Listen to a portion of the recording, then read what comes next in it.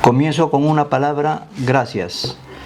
Gracias a los promotores culturales por haber realizado esa cordial invitación hacia mi persona, y también aprovecho la ocasión para felicitar a Chota por los 472 aniversario.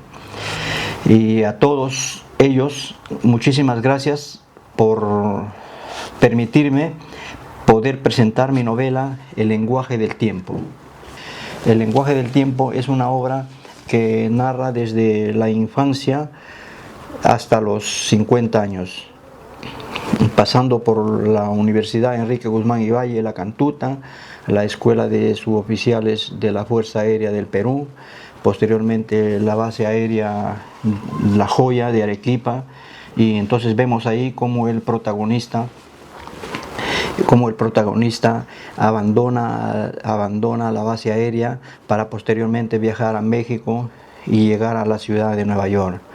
Y en la ciudad de Nueva York se encuentra con su amada, y posteriormente consigue trabajo, tienen un hijo, pero prosigue el desamor. El protagonista, en vista a este desencuentro, nuevamente inmigra a la ciudad de Madrid. Por un lado, debemos de saber que cuando la historia entra dentro de la literatura la tritura o la machaca, es decir, que deja de ser historia para convertirse en ficción. Esta novela, debo decir que es una radiografía, porque se identifica con la sencillez, la humildad, el racismo, la xenofobia, el hambre, la miseria y los males que aquejan a la humanidad. Pero como tema principal está el amor y el desamor.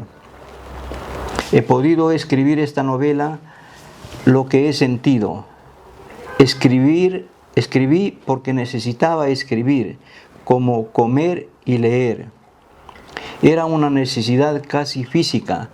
Yo quería no tener que preocuparme por esas cosas y dedicarme solo a la poesía, pero la poesía no es abstracta, está hecho por los seres humanos, y el mundo está contaminado por todo lo que hay: la bondad, la generosidad y también la crueldad y la barbarie.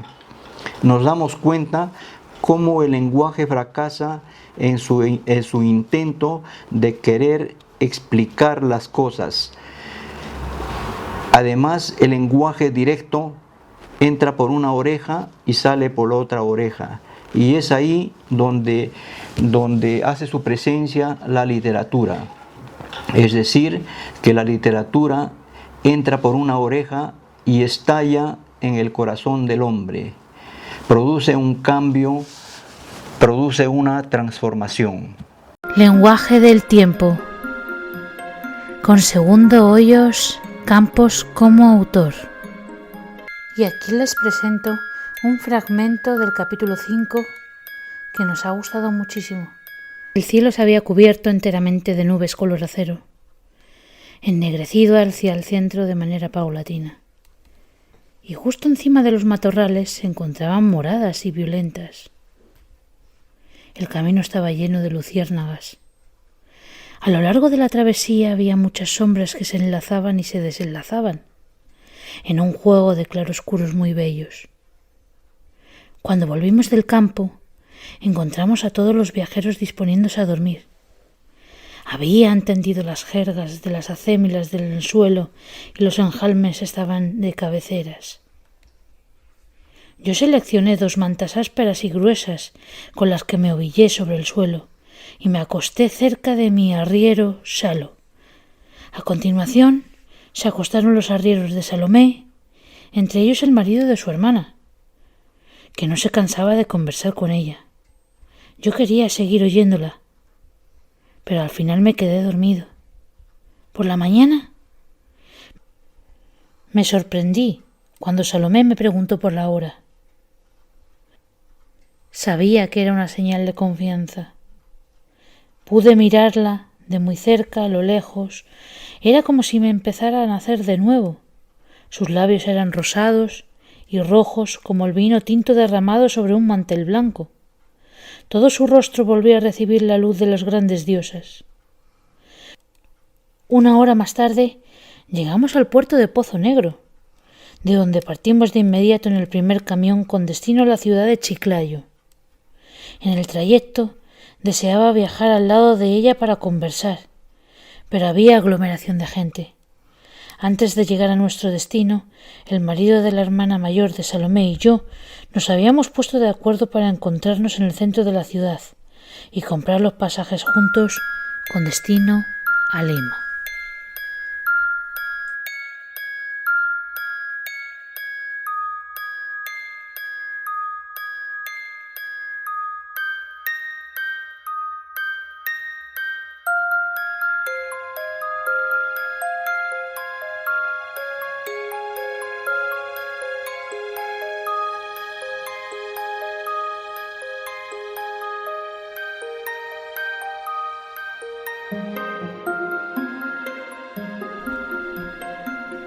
Aquel mismo día, durante la noche, en la agencia de transportes se encontraban Salomé y su hermana con su esposo.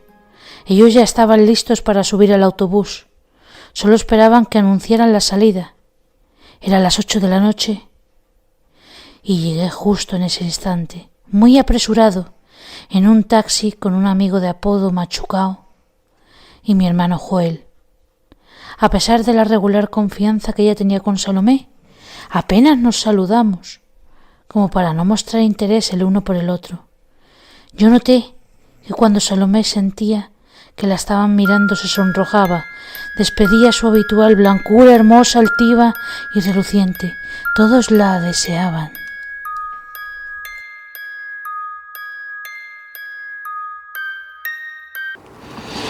En la novela,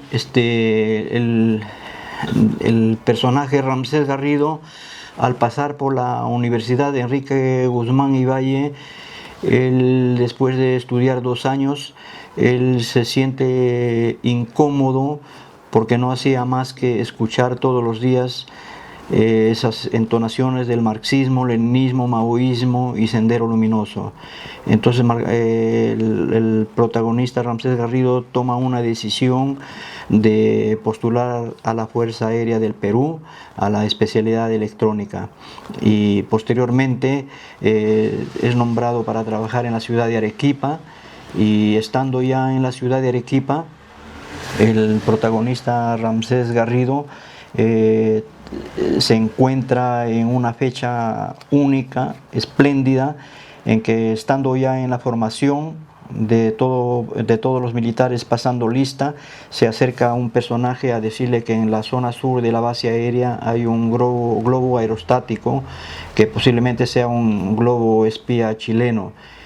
Se ordena a un capitán, a un piloto, que fuera a derribar ese globo aerostático supuestamente chileno, y finalmente, cuando el piloto adquiere posición para disparar al globo de tal manera que los proyectiles no vinieran hacia la base aérea, sino más bien hacia el desierto, entonces resulta que cuando él disparaba los proyectiles se disparaban, se desaparecían en el aire.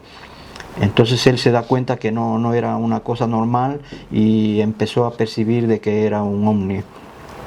Entonces el piloto comienza a perseguirlo desde la ciudad de Arequipa hasta la ciudad de Camaná, a perseguir al ovni haciendo maniobras. Y posteriormente, cuando ya él se da cuenta que no puede con el ovni, él regresa a la base aérea sin combustible y prácticamente planeando, y llega y luego ya informa al comando de que se ha enfrentado a un ovni. Y asimismo he tenido la oportunidad también de encontrarme en la base aérea de La Joya cuando un pintor estaba pintándolo encima de la bandera peruana, estaba pintando la bandera de la Argentina sobre los 10 aviones Mirage que el Perú le cedió a la Argentina, y que más tarde Argentina traicionara al Perú vendiéndole armamento al Ecuador para el conflicto con el Ecuador. Y asimismo, es que esta novela es muy compleja y además tiene muchísimos temas, y entre ellos también, por ejemplo, podemos hablar del erotismo. Tenemos 3 capítulos de erotismo, y sabemos de que tantos capítulos de erotismo es como mucho agobiante y como inverosímil. Entonces yo he participado en 2 capítulos, y el tercer capítulo ya lo he cedido a la amada. O sea, resulta que una chica se enamoró de mí. Yo estaba en estado de locura por haberlo perdido todo. Había perdido mi trabajo, mi mujer, mi hijo, y entonces estaba en estado anímico de locura. Entonces yo no me había enterado que esa chica se había enamorado de mi persona, y por ese mismo dato se produce tres capítulos eróticos. Entonces en el tercer capítulo es como un mecanismo que yo utilizo para jugar con el lector, porque supuestamente el personaje Ramsés Garrido ya viajó a Madrid, y entonces el lector va a pensar de que cómo es posible que si el protagonista ya viajó a Madrid, y qué es lo que él hace aquí todavía en esta escena erótica.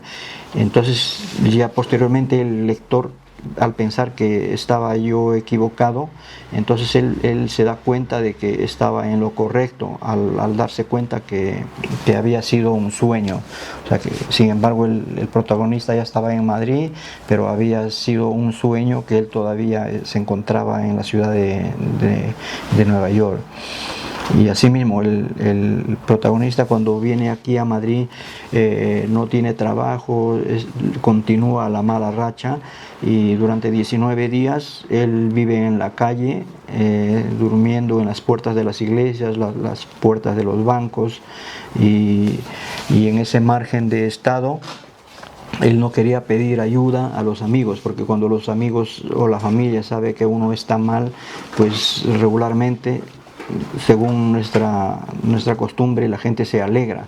Entonces él ya de esa manera, al no encontrarse cómodo en esta ciudad, él retorna a Perú, a su distrito natal de Chimbán, sin saber que allí mismo había nuevamente conflictos sociales y económicos, y él otra vez emprende otra nueva tarea, y hasta finalmente conseguir la tranquilidad que se merece. Es así como la novela tiene un círculo, como les digo, que de tal manera que los fantasmas de la novela no se salgan del círculo, se sientan acorralados y formen parte de la historia. Como siempre dije, gracias por haberme hecho intervenir, y al mismo tiempo quiero que me permitan exhortar a toda la ciudad de Chota, a todos los amigos y compañeros, que siempre debemos de leer y leer. Que cuando uno lee se multiplica, prolifera, se relativiza, y cuando uno no lee, pues siempre está dando vueltas en su mismo limbo, y cada vez se parece a sí mismo. Por eso yo recomiendo que tratemos de leer, porque es una manera de conseguir una sociedad más justa, culta y literaria, por qué no decir, a través de una obra, porque transmite un sentimiento, una emoción, y es una manera de cultivar al pueblo, a las ciudades y a las personas. Este libro, El lenguaje del tiempo, se encuentra en Lima, en la librería del Virrey, y hay más de 500 ejemplares circulando ya en la ciudad de Chota. Y quiero compartir con cada uno de los presentes, y yo estoy seguro que les va a encantar. Y mientras tanto, que viva la literatura. Muchísimas gracias, pueblo de Chota.